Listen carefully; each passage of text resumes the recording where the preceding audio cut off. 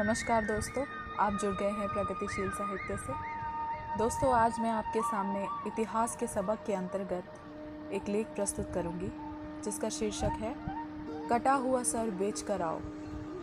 सम्राट अशोक पहले विस्तारवादी स्वभाव के थे।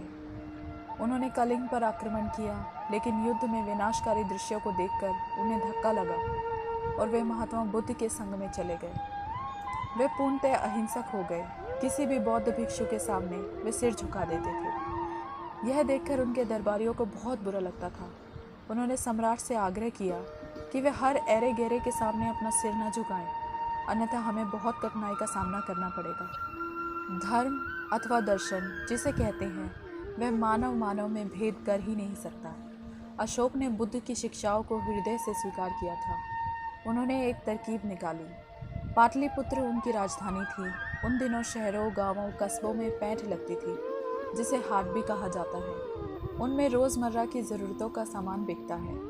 उन दिनों ऐसे नियम बने हुए थे कि पैठ के समापन के समय जिस दुकानदार का सामान बच जाए, उसे सम्राट खरीद लेते थे। सम्राट ने निर्णय किया कि मंत्री स्वयं उस पैठ में जाएं और किसी मनुष्य का कटा हुआ सिर बेचने की कोशिश करें। अजीब निर्णय था, लेकिन राजआज्ञा का उल्लंघन भी नहीं किया जा सकता था।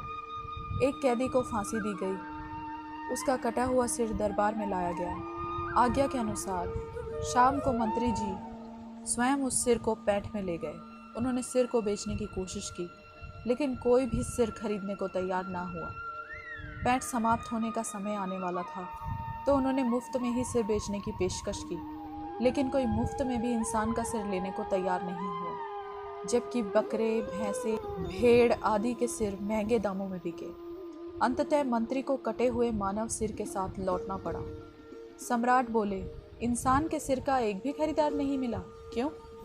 वे बोले, महाराज, पशुओं के सिर तो लोग खाद्यान्न के रूप में ले जाते हैं, प्रयोग कर लेते हैं, लेकिन इंसान का कटा सिर तो कोई भय उत्पन्न करता है, इसलिए इंसान के सिर का कोई ग्राहक नहीं मिला। मंत्री बोला, यदि सिर मेरा या आपका रहा होता तो क्या ग्राहक मिलते?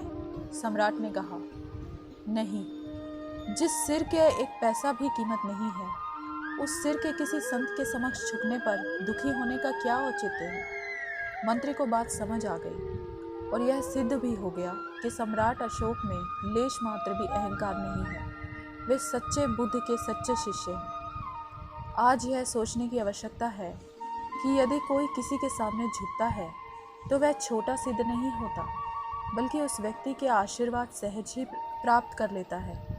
किसी कवि ने कहा है, झुकता है वही जिसमें जान है, अकड़ना तो मुर्दे की पहचान है। यदि झुकने वाले को झुकने से खुशी मिलती है, तो किसी को भी उसके झुकने से क्यों आपत्ति हो। धन्यवाद। दोस्तों, प्रगतिशील साहित्य की वीडियोस आपको अच्छी लगी हो तो लाइक और सब्सक्राइब ज़रूर कीजिए। Thank you.